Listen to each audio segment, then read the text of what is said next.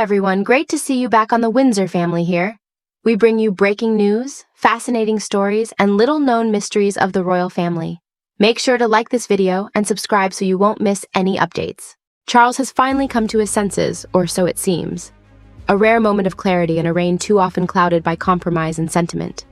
For months, Queen Camilla had been quietly weaving her ambitions into the fabric of the monarchy, believing that with her long-delayed crown finally secure upon her head, she could reshape the palace in her own image. She imagined a new royal hierarchy, one where her children, Tom Parker Bowles and Laura Lopes, would be granted official influence, perhaps even honorary titles or advisory roles, transforming the Windsor dynasty into a blended family of her own making. It was, in her mind, poetic justice. After decades of being dismissed as the other woman, she would finally cement her legacy as not just a queen, but a matriarch of power. Yet the fantasy crumbled faster than the applause faded after her coronation. Since Princess Catherine's withdrawal from public life, Camilla has seized every opportunity to appear front and center, cutting ribbons, delivering speeches, even standing beside foreign dignitaries in a role that once seemed unimaginable for her. Each outing, however, carried the faint scent of overcompensation, a performance designed to fill a void rather than command respect.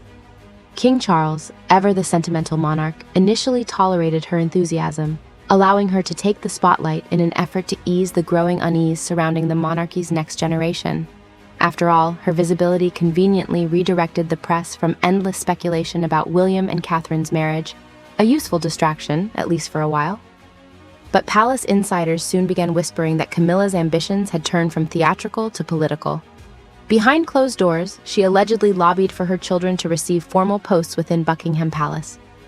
Not official titles, of course, but roles that would grant them access to the corridors of power. She framed it as modernization, a blending of families that reflected Britain's evolving values. Unfortunately for her, Charles may be many things, but he is still a Windsor, and the Windsor instinct for bloodline preservation runs deeper than any affection. When the request reached his desk, he reportedly smiled, nodded, and said he would consider it, a phrase well known in royal circles as the softest possible form of refusal. Weeks passed, and Camilla pressed again, only to find her husband citing William's reservations as the reason for delay.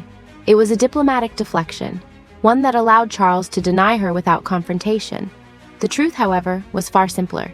Even he understood that allowing Camilla's children into royal ranks would shatter centuries of tradition and alienate the very institution he had spent a lifetime defending. What Camilla failed to grasp is that the British monarchy, for all its modern veneer, still functions like an ancient fortress, impenetrable to outsiders, merciless to ambition that doesn't come from royal blood. Her reign as queen consort may have granted her the crown, but not the kingdom, and in Buckingham Palace, that difference means everything.